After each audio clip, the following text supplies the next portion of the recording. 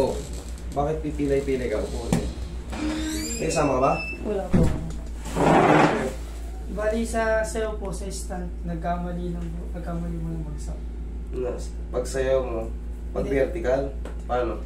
Pagtungtong ko po sa dibdib, tapos pababa, nagkamali ang bagsak. Parang nautok na rin. Parang natapilo ka eh. For short, paano ang bagsak mo? Parang naupuan ko siya. Pag ganito? Tapati 4, pag ganyan? Opo. Naku po, ibang ka. Nagpa-x-ray ka? Hindi po. Kailan ka nadali? 2 weeks na po. Bago-bago pa pala. Sige, higa ka. Hindi ka makalakad ng ayos. Okay. Nakakalakad naman po.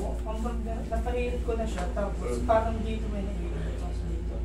Sige, higa ka. Hindi ka nga makalakad ng ayos eh. Sabi ko, silakad ka. Tingnan mo mo, makalakad ka na maayos sa ako. Tingnan mo. Oh. Eh ano? Nadidig ako, pero may care pa. Masakit nga eh. Yun nga yung sinasabi ko eh. Ay eh. Sige.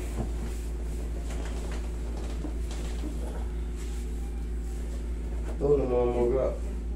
Ito, nakapounty yung dito no. Idol.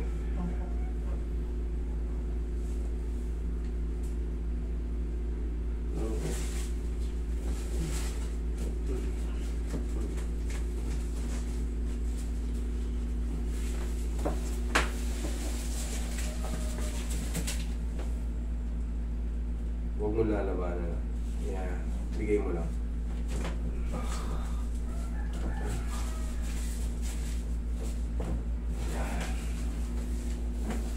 Pinakamasarap sa lahat.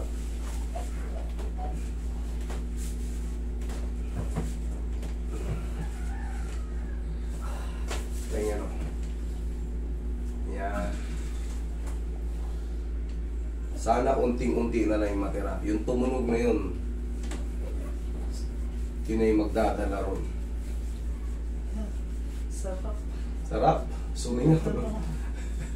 Sarap. Kanina aray, ngayon masarap. Pero yun talaga, alam nyo ito.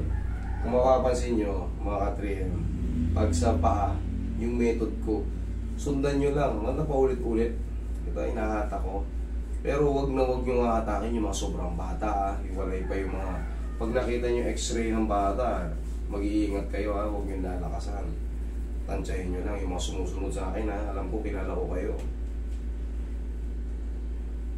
Nakikita ko yung mga ano nyo, profile nyo. So mag-iingat tayo para tayo makadisgrasya.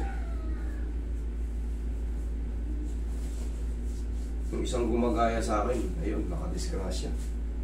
Yung nagtitisyo rin, ngayon hindi nyo na siya makikita, nakadisgrasya. Pero hindi ko yung babanggin yung pangalan.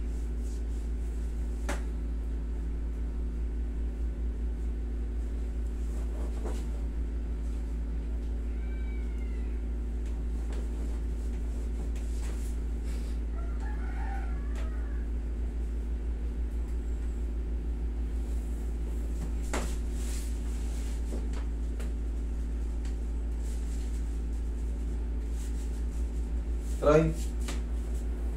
Testing. Kung konti na lang, o masakit pa rin. Okay, ayusin yung chinelas mo.